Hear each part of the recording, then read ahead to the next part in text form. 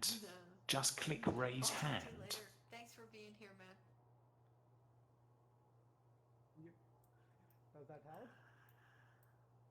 Now, what you're going to need to do, Rohit, oh yeah, there we go. Okay, here we go. You're on megaphone now, so everybody should hear you clearly. Could you try to turn up your microphone just a touch? If you look to your left on the menu, just above that, hover over the megaphone. Can you see Is it that? better now? Yeah, that is. Can we hear him? Okay, great. Looks like we've got a pretty good connection now. Great, right. Let me just double check the host panel. Everything's in place. So Rohit, now I'm going to let you do the introduction because we actually met probably about 6-9 months ago. Our paths crossed thanks to the work you're doing involved with virtual reality, and you're involved in some really interesting hackathons. So before we get into Indian festivals and culture, which is another aspect of what you're all about, tell us a little bit about who you are, where you're from, and what you're up to professionally these days. Sure. So hello everyone. My name is Rohit Chaube. Um, I have been working with virtual reality and augmented reality for now close to 4 to 5 years. And we started this program, my partner and I, we started this program called VRoCKs. It is virtual reality, teaching high school kids virtual reality and augmented reality from a development perspective. So we bring forth, as Michael mentioned about hackathons, so every 4 to 6 months, we bring forth a challenge in front of kids. They have 3 days to work through that challenge and present out a solution to a larger audience. These challenges can vary from time to time. We have worked on a challenge where the teams are supposed to be startups and they have to create a VR AR solution, to challenges like trying to, I think one of the most popular ones was the construction industry. So construction industry has an aging population, and the kids were asked to build out some solutions that would attract younger generation through use of VR AR and build out some solutions for the construction industry. So that one was really powerful, and we really loved that one. So in general, that's what we have been doing. Our next event was supposed to be in April. With all the changes happening right now and with the use of virtual space. So we are switching over, and our next event is going to be virtual, completely virtual. We will be publishing it out, more details in the next couple of days, but it's going to be an amazing challenge where we want as many teams as possible. Our goal is 100 teams across the world, or high school kids, to participate. And I really hope we would beat that number by a margin. So, so look out for those details in the coming days. We'll probably use the Educators in VR platform as one of the places to publish it. Other than that, I have been an enterprise consultant. So I work with Oracle products and implementing those products to customers and working within the supply chain arena. That's what I've been doing. So that's my full-time job. So yeah, two things to balance. Okay.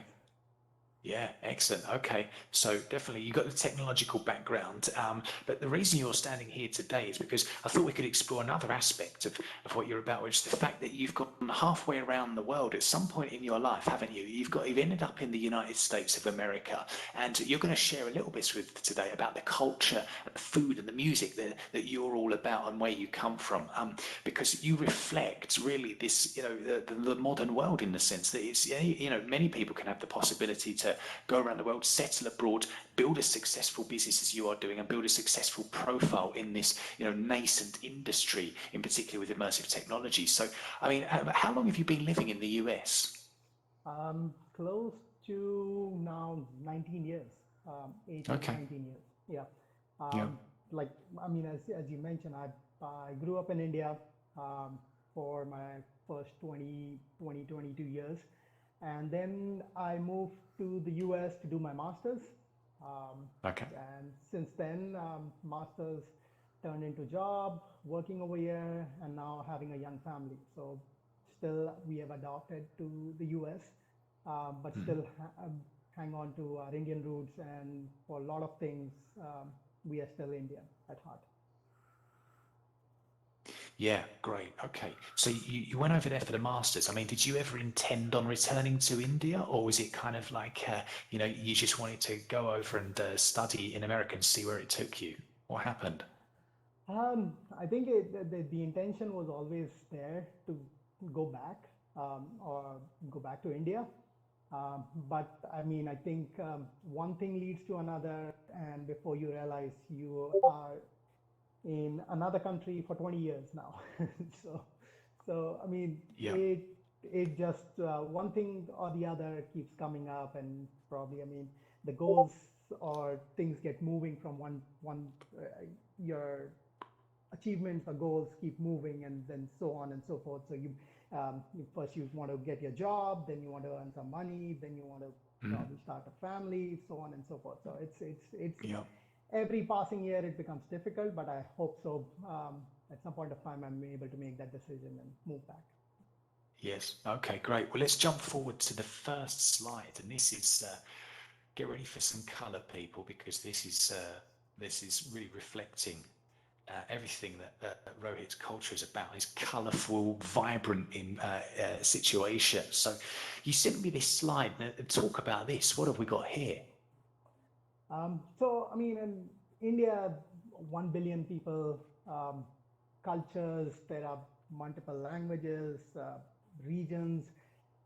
I mean, when you and I were chatting about festivals and which festival to bring forth, I mean, there are festivals that are probably more familiar according to region. So if you look at this slide, um, I mean, the, the, the festivals at the bottom, um, the very first one, Vaisakhi, this is more in northern India that is celebrated. It is like a harvest festival. At the same time, the second picture, which is Jallikattu, this is in southern India, and it is similar to how you have the run of the bulls in Spain, which is quite popular. This is kind of similar to it. You have to hang on to bulls as they run through. This is quite popular in southern India, as I already mentioned. I think it's more popular within the rural community, and again, it's the same time like a harvest festival. So it happens in January, February time frame. Um, the third one, Ganesh Chaturthi, this is Lord Ganesha, yeah, one of the most popular gods, I would say, in India. And this is in Western India. So it started Mhm. about 100 years ago as a festival for the community to be brought together in form of religion and so on and so forth. And that was the motive behind it. So, little bit of history. India was under the British rule for 200 plus years, and Indians wanted the community to come together, and they used this as a tool so that this is a 10-day long festival where the community celebrates it all together. And I am from Western India. I am from Mumbai, um, and this is something I Amplify grew your up with. voice. Uh, Let me try it again. Let me see if I can increase. I think this is the max I can Okay. go. Yeah, I I can hear you pretty clearly. Okay. Okay, All right. Maybe it was just me. great. Sorry about Um, so that those are the festivals which are more on the regional side. And if you Mhm. look at the pictures on the top, and the very first two pictures, I mean, Diwali and Holi, these are the two of the most popular festivals. And a lot of people associate these festivals with India quite a bit. I mean, Diwali is across the country. This is celebrated in October, November time frame. The Festival of Lights. There is a lot of, it's a Hindu festival, and there is a lot of religion associated to it, or the stories or mythological stories associated to it. But I mean, I've seen people across the board celebrating it on a grand scale. And it's just a fun festival. I think one of my Yeah. fondest memories as a kid has been around this festival because we used to get 20 days off from school to celebrate this. So it was fun. It was really fun. And Holi, again, Holi is around March. It's a spring festival, festival of colors. It's just fun. This is, I Yeah. think, as a kid, most of the times you are being told not to get dirty, or but this is one festival where you can get dirty, you can get messy, and which kid doesn't like that, right? You get that opportunity to get messy and celebrate it that way. The Yeah. third image over there is this is a festival which is celebrated in eastern part of India. It is for a goddess called Durga, and again, this is celebrated, I think, around October, September, October, just before Diwali, and it's quite popular in the Eastern India. And the Yeah. last image is about Eid. So Eid is a Muslim festival, and it is celebrated across the world. Similarly, it's celebrated in India, and India has a sizable um, Muslim population. So this is quite popular. I mean, I've gone to my friends, Muslim friends, and celebrated this festival with them, and it's just fun way to do it. So I mean, I think that's the beauty of festivals, that they can bring people across boards, or across religions, celebrate it Yes. together, and share the culture behind it, share the food behind it, and stories behind it. So, you know, Yeah, for sure. Okay, and we're going to touch on a bit later about how you bridge that gap with across the halfway across the world with these festivals that you grew up with, and the American festivals as well. So we're going to touch on that later. But let's move to the next slide, which shows something else, which is quite interesting. And there we go. There's a few more pictures there. What can you say about this? So when I was putting the slides together, these are three festivals that over the years I've been, like, even though I've been moved to the US, these are the three festivals that I celebrate on a grand scale, or somehow associate strongly with them. Either, as I mentioned, like Diwali, uh, I've fond memories because of holiday and just that whole celebration around it. Ganesh Chaturthi, because I grew up in Mumbai. This festival has a strong presence in Mumbai. So if you are in India and in Western India around August, September, you might see this festival.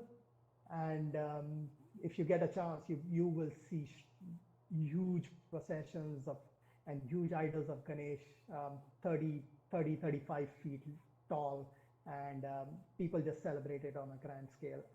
There is a lot of music and sound and associated with. So it's I have great memories about it. And the third festival is Holi.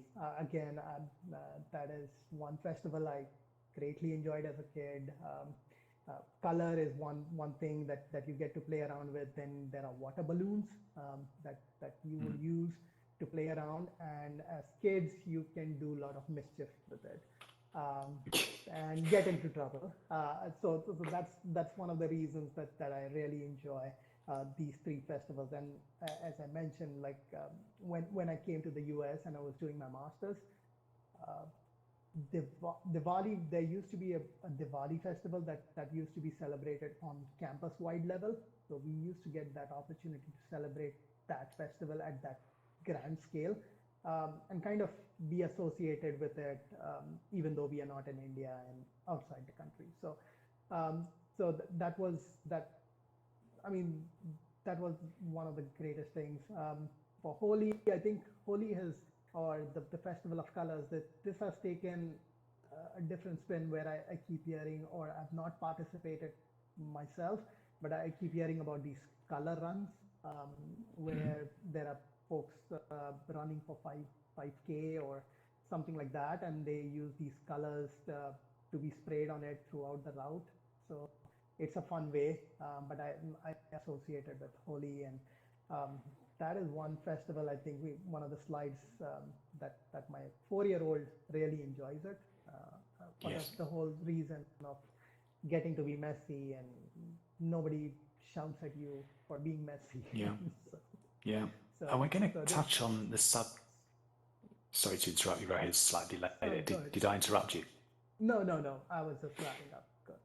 Okay, yeah, like one of the things as well, like to just get the ball rolling on this conversation before we look at a later slide, is how would you compare these now at this point to the American festivals that you're used to over there? Because, I mean, there's an awful lot of colour. I can't think of any festivals really in my country, in the UK or Italy, that are such vibrant colours. Why is this such a part of maybe Indian culture? Is there a reason for that? It's just coincidence.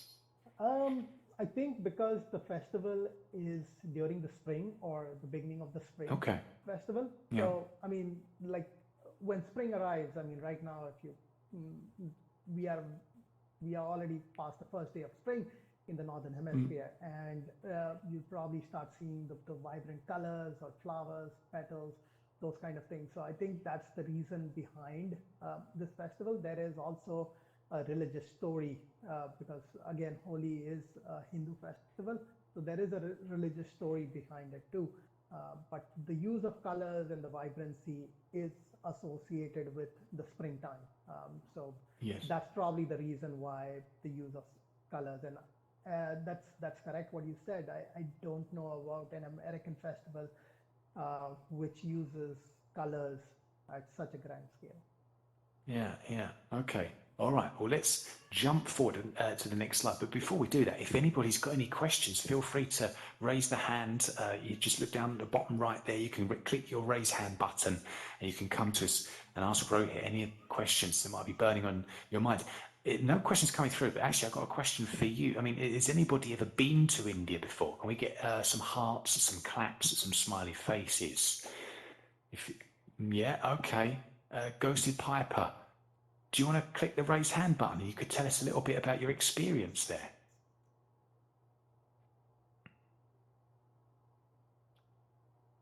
There we go. Fire away. I think you should be on megaphone, Ghosted Piper. What do you want to say? We can't hear you, mate. I don't know what's going on there. You're not muted. Double check your audio. We cannot hear you, but you're not muted. Try again and come back to us. Is anybody here living in a foreign country? Like I am in Italy from the UK originally. Got Rohit in the US. Although after all these years, Rohit, it doesn't really feel like a foreign country anymore, I imagine, does it? It is very much your home, and I can say the same for Italy. I mean, I guess America does feel like home, doesn't it, after all these years? It does. It does. Yeah, yeah, Over the years, you adapt to the new country, the festivals, yeah, the people. So it doesn't feel like our sure. Have we it got used to. anybody here who is living in a foreign country right now or has done? Anyone? No. Okay, just us two then. Yeah. Well, what things do you miss about home? I think somebody just raised their Oh, Karen, Yes. did you want to say? Yeah. No, I lived in Puerto Rico when I was younger. Okay. And how did you find that? I loved it. It's where I learned my Spanish. It Mhm. became my career. I became a bilingual teacher, Okay. and then I started a business based on that. So it was a wonderful, wonderful experience. Yes. Yeah. Okay. And Rohit, would you recommend, you're going to touch on your kids a little bit later on in the presentation about how they've maybe brought in some of your cultural heritage into their lives, having been born, I imagine, in the US. But what about you? Would you encourage your kids at some point to fly the nest and spend some time abroad or even go and move abroad permanently? Um, I would Wow. definitely ask them to do that. Yeah. It would be, as Karen mentioned, I mean, going to a different place. I mean, you can read or learn about it through videos and stuff, but when you Yeah. go and you travel, you get a different experience. You can make your own stories. You can understand what that place is. And a lot of times, um, there is a lot of stereotypical stories about a place that gets carried forward. Like for America, it's the Hollywood movies, and that's how I associated, or long back, that's how I used to associate it with. But when I Yeah. came over here, you talk to the real people, you get to understand, you see all sides of things, and you can make your own connections. So that's the beauty when you're traveling or you go to a different place. You make your own memories around it, and you Yeah. make your understanding about the place. Great point. Yeah, yeah. Okay. And coming back to your work, which is something that we spoke about in the beginning, how do you think that this kind of multicultural aspect of your life influences the work that you do today? Is there something you think that gives you an advantage, for example? Um, yes, in a way it does. Like with the whole working with high school students, and mm, mm, working on the VR projects.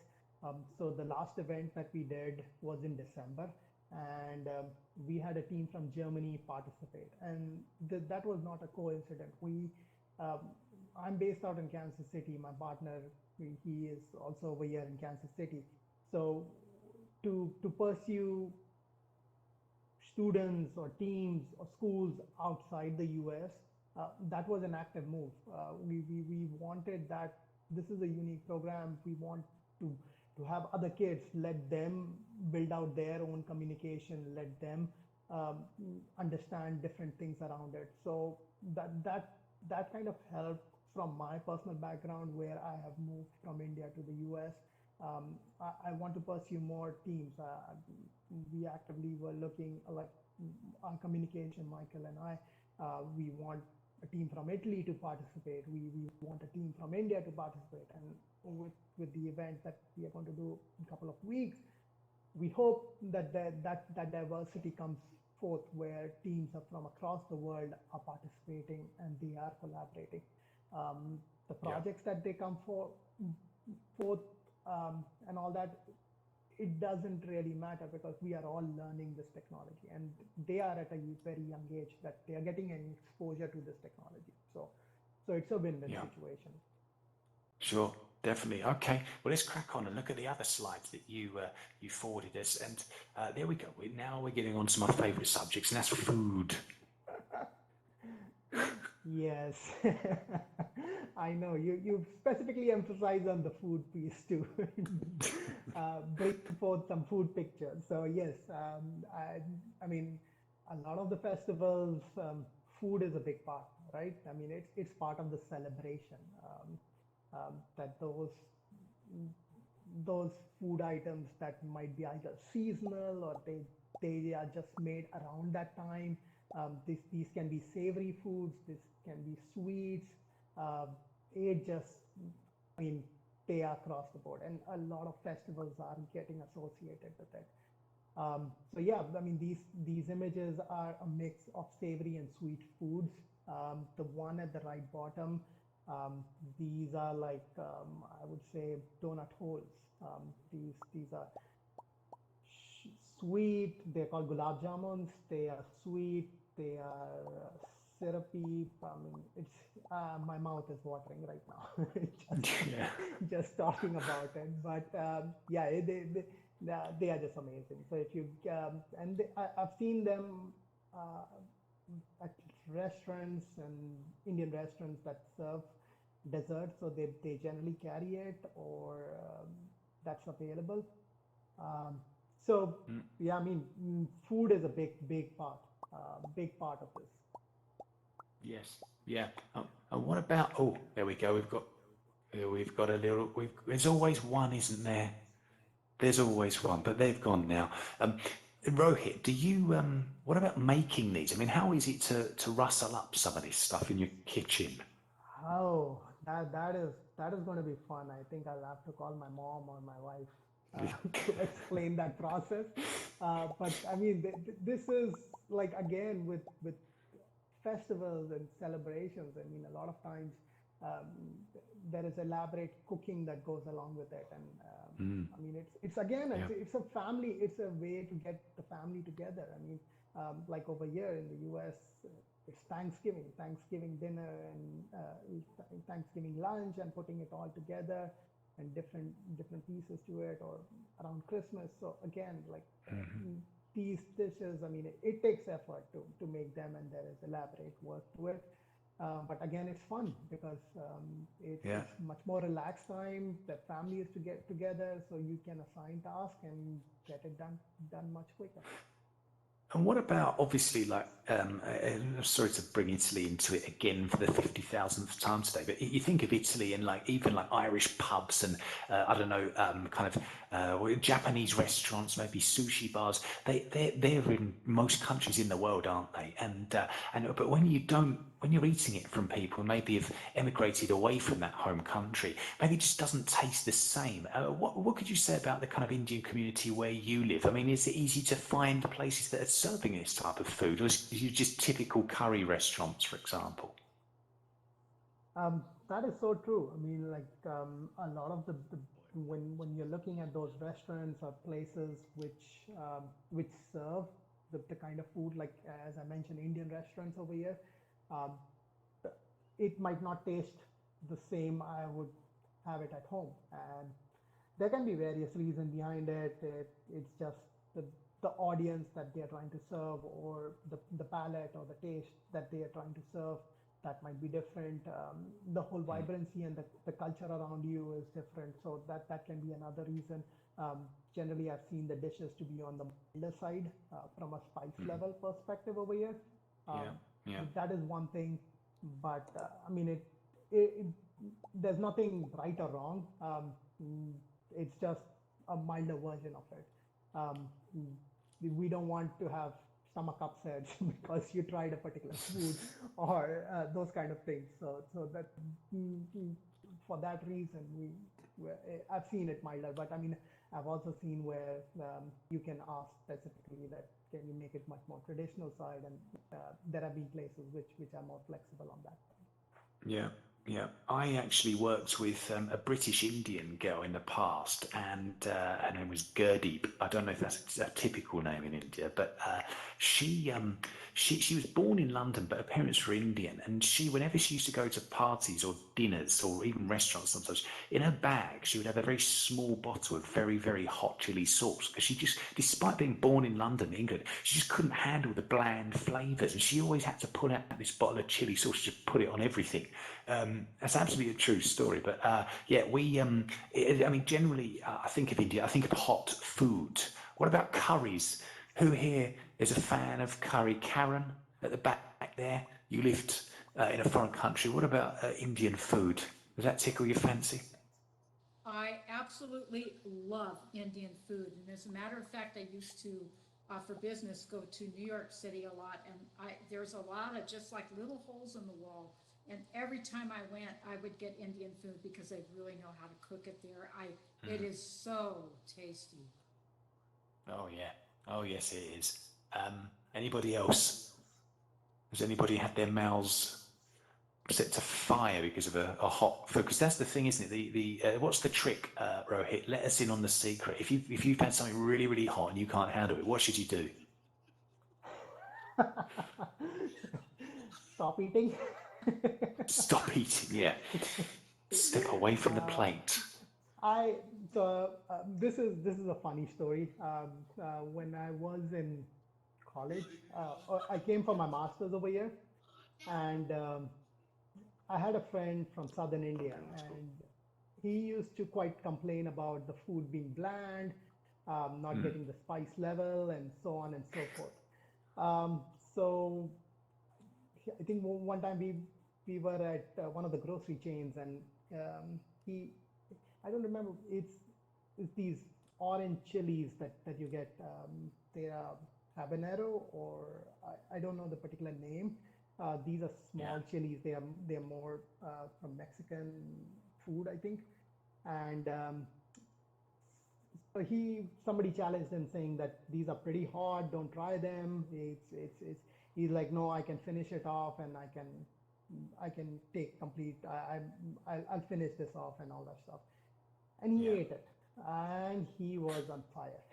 Literally, he gulped about I think maybe a gallon, not half a gallon of buttermilk, and try to calm himself down. And I think it just took time.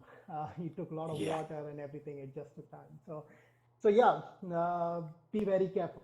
Be very careful about it. I have not been of that adventurous type, but it can Yeah. get you in trouble. So I see a raise Yogurt hand. is the. Yeah, there we go. That's Buddy. We've just given you the megaphone, Buddy. What have you got to say? Oh yeah, I've had experience with Indian food. It'll kill your mouth if you're not experienced it. So this kid came to school. He had a presentation about India or something like that. He brought in some curry that was so spicy, and he had a presentation to go with it. We were eating it while we were doing it. The first bite I took was like, ah, not bad. The second bite was like, am I in hell? Is my mouth in hell right now? It was just on fire. It was, oh my god. And we were just like raising our hands, like, oh my god, please get us some more. Everybody in the room was raising their hand. When the teacher said we can all go, everybody rushed to the thing. We all fell down and everything like that. I was like the first one to get there. Everybody was like pushing and shoving. Oh my god. That I will never remember. I will always remember that moment. Thanks for the contribution, Buddy. Yeah, we've all got a story to tell about hot food, and that's Buddy's. I've got mine, and Rohit. I mean, I'm sure, despite coming from India, you've certainly got yours as well. Let's move on to some other pictures that you sent to us. Here we go. Um, and oh, we're on the topic again of food, but we've got some different delicacies here. What are these? So this is for Ganesh Chaturthi again. This festival is quite close to my heart, and even right now in the US, we celebrate this. So this is a picture from a couple of years ago when we were celebrating this at home. So we got the Ganesh idol, um, and then we decorated it with a lot of food items and um, just the traditional stuff around it. And yeah, I Yeah. mean, a lot of the food items um, are related with, like, I think on the very bottom, right bottom, these are dates. Then those are gulab jamuns next to it, the round donut holes that we saw earlier. But yeah, Yes. this is again like the whole culture and bringing it within us in US and continuing it, um, and giving our kids that exposure, that this is the culture that we come with, and these are the festivals that we celebrate. Yeah, yeah. Okay, great. And that's the thing with these things, isn't it? It doesn't matter where you are in the world. You could, most of the time, probably rustle up something of some similarity to where you come from, even if you're a long, long way from where you originally started. And it doesn't take much, does it? A nice, colourful tablecloth, a few flowers on the table, and a bit of sweet and cake and tea, and everyone's happy. That's what it's all about. Let's move on. You've sent some more photos about your life, and there we go. There's another photo. We're going to breeze past that just in the interests of time. And what's going on here? Where are they? So this is a picture from a couple of days ago. There's my 4-year-old with my in-laws. Um, they are they are they are here from India, and they are celebrating. This is in our backyard. They are all celebrating Holi together. Um, so Yeah. this was again a way for a 4-year-old to enjoy Holi, Yeah. because of the COVID virus. We couldn't get it to celebrate on a grand scale that we Yes. generally do as a community.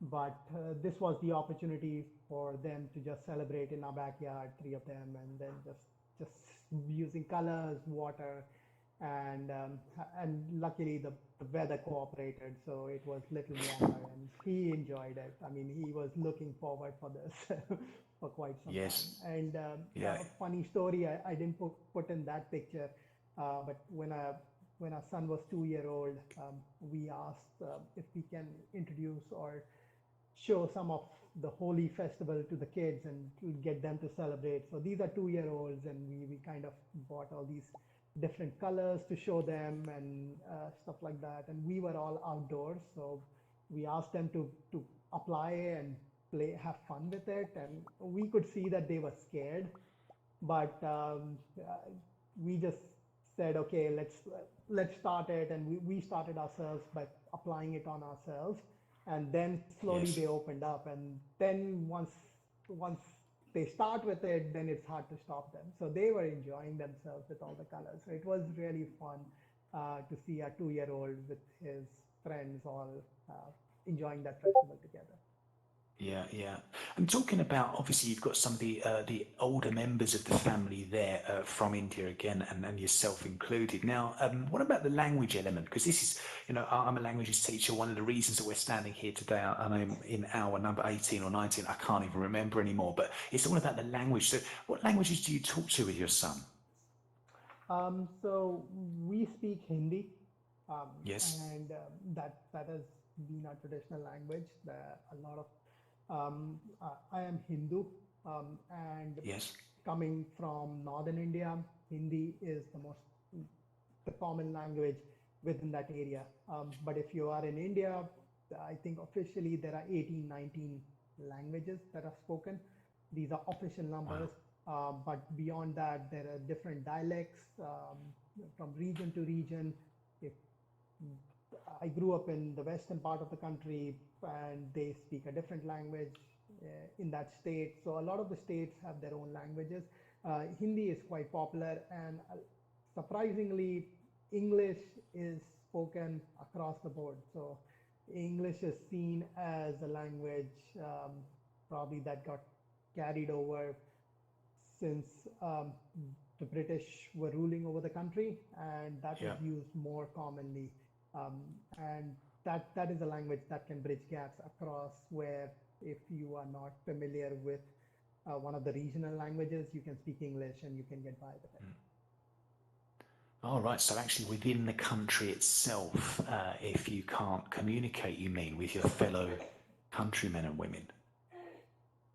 Yes, Okay, interesting. and this is quite common, where like a lot of the northern state languages, you will still be able to understand from a dialect perspective, Yeah, but there is a big difference between the languages from northern India and southern India. yeah, That is completely different, and even for me, if I'm speaking to a friend who is from southern India, um, and if they are using their uh, mother tongue or their own language, it would be difficult for me to understand that. yeah, yeah. Okay, interesting. Yeah. All right. Well, so that's it. We've got a bit of background about your family, how they're assimilating, or maybe some of the elder members and yourself included over the last 19 years, which is great. We've covered a little bit about the business element as well and how that's influencing you. But before we move on, look at some other pictures and cover some of the, let's say, more American festivals that you are involved with. What about your son as well in terms of opportunity for him? Because, what's he looking to get involved with? Because you're very much like the technological guy, possibly in the family. Is he going to follow in your footsteps? I think he's too young right now. Yeah. For him, it's either superheroes or one day it's an astronaut or going into space. So those kind of things. Yeah. But yeah, I mean, I think our goal as um, parents is to give him exposure and give him an idea about the tradition and cultures that we come with, Yeah. and also adapt to the new home. Or mm, for him, it's he has stayed most of his life in the U.S. So for Yeah. him to see other things and understand it, we can give him exposure and then let him decide where he wants to go. Sure. And just final question before we move on that part is how have you tried virtual reality as a kind of a way to reach out to that culture that maybe you couldn't really get to?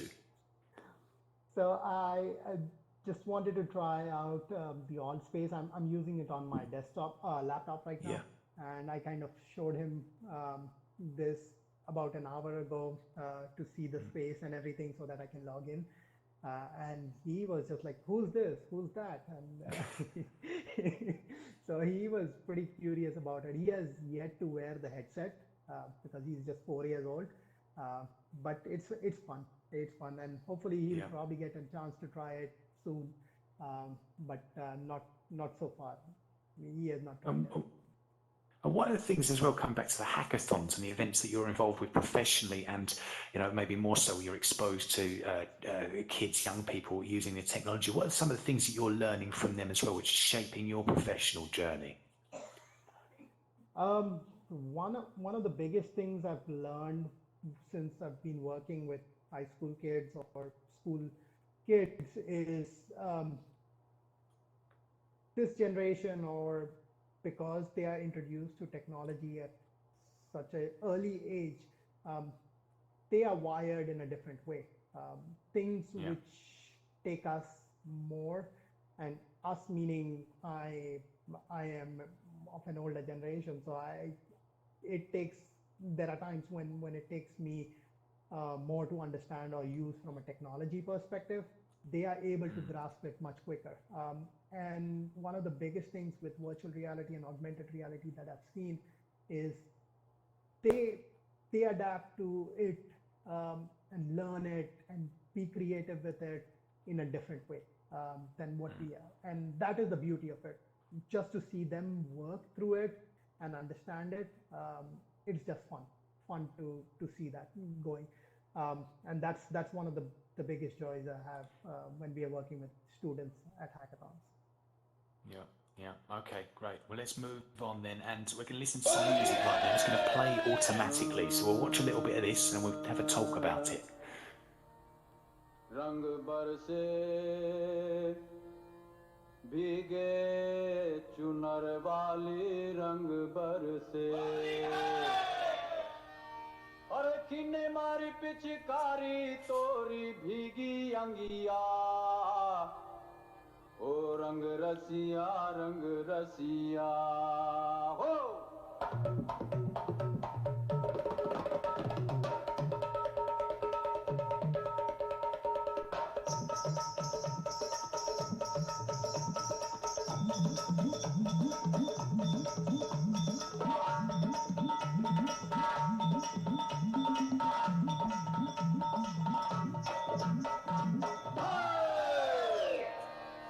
रंग बरसे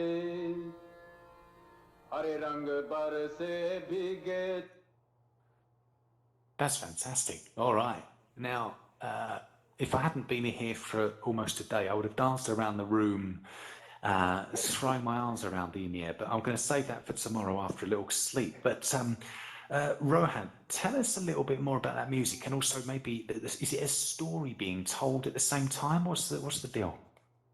So when we were talking about music, and generally a lot of the festivals that are celebrated, they either have the religious tone to it, or they have a religion associated to it, or the celebrations around it. So a lot of the traditional songs are either devotional songs or songs to the god, or praying and those kind of things.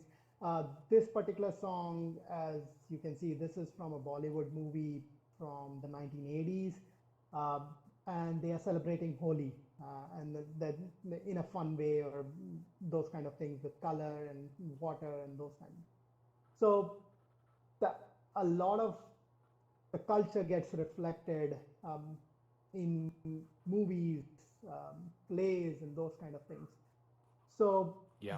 that's one of the reasons why I picked up the songs. And I mean, if you a lot of the elements, when you have a community coming together, you want to dance, and you want to celebrate. So again, that's where the music would come into play.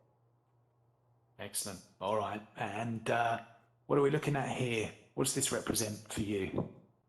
Oh, this represents the new home. Yes. And this is from my 4-year-old school, where I think last year when they were celebrating Christmas and Halloween. So all the kids were dressed up. You can see our 4-year-old, he is dressed up as a magician over there. And again, he enjoys, he gets to enjoy these festivals with his friends, and he loves them, and we enjoy that too. That he is getting an exposure. He's trying to celebrate these festivals in the traditional way that they are done in US. So that's the reason we love that, and we ask him more. He wants to adapt it, and he wants to go all in for it. A funny story last year when we were celebrating Halloween, and generally for Halloween there are kids coming along for candy at home, and our son pretty much was like stationed in. He wanted to give all the candies possible that we had, and probably even the ones he collected to the kids that were coming. He was like, I don't want any kid to go without candy. So he was just going all in for it. So I was happy that he is giving out all his candy so that I don't have to worry about it. But that was fun. That was fun. Yeah, yeah, okay, great. I think we might have come to the end of your wonderful pictures you said, Rohit. Let's see if there are any more.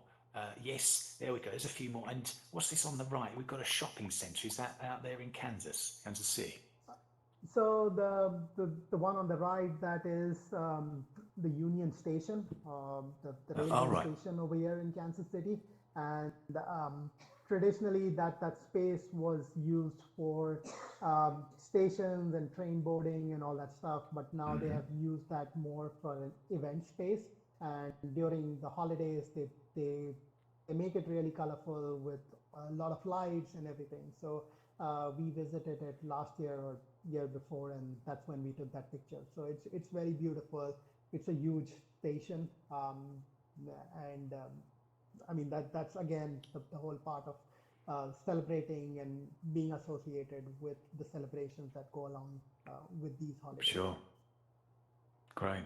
So we touched on today the entrepreneurial element that you have, the technical side, the cultural side, etc., on both sides of the Atlantic Ocean, both in India or in the Indian Ocean there, and near the Atlantic on the other side of the planet. What about I guess things over in India in terms of technology? Because when we look at web development, the speed at which, as well, India, maybe, and more people are having more money to spend on education as well. What do you see for the future of India? Is that going to be the global superpower, do you think?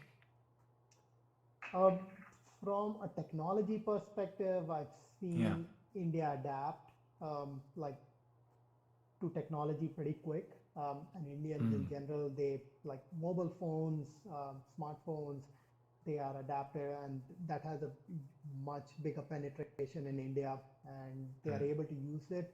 But India has other challenges. I mean, India can definitely grow from a technology perspective and have those capabilities built in, and have that huge manpower available to build out some of those amazing applications or software products. But India has also other challenges that it needs to overcome before it can become that superpower. Yeah, yeah, okay. Well, listen, can we get a round of applause for Rohit, because he has given us a real great insight into his culture, and yeah. Well, we've got a question at the back. Is that you, Laurel? No, is that Laurel? Paulie, could you just could you click the raise hand button, please? Look down bottom right, and we'll come to you immediately. Wait for that to come through. We might have a question. Can't hear you. No. You're muted. You need to unmute yourself, Paulie. Oh, here we go. You're unmuted. Just giving you my applause for a great talk.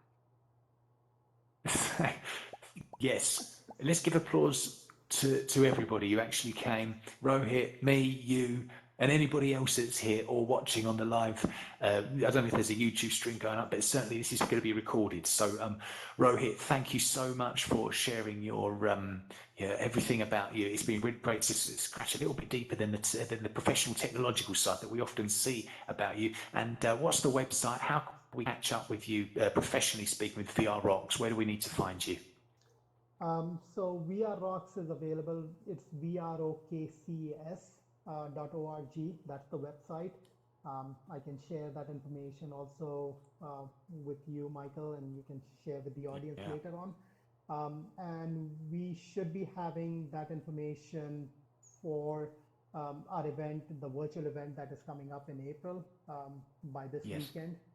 So that would be available, and we look forward for some amazing students and teams and all you guys to be part of that and see what Yeah. these kids always they have always surprised us, and they will surprise you again. So Absolutely, yeah. Great. Okay, there we go. There's the main screen there of your presentation. That's Rohit's name. Get in touch with him if you haven't already. Add him as a friend. Reach out to him and see the great work he's up to. And there's the name of his organisation. That's VRoCKs. Thanks very much, Rohit. Thanks very much, everybody, for coming. We're going to take a 4 or 5 minute break, and then we're going to meet Matt Chacon from Seattle, another guy in the US doing some great things. And he's not going to talk about too much VR today. He's going to talk about his award-winning photography, and we're going to look at how you can build out your creative, descriptive language, looking at some of the photographs he's taken with his like camera. So there we go. I'm going to take a short break. You know what I'm going to get. I'm not going to say it, and I'm going to have a glass of you know what. So there we go. Thanks again, Rohit. You're free to get back to your Friday evening. Thanks very much for coming. Thanks, everybody. thank you, Michael. Thank you so much. Okay. I've got to find my phone too.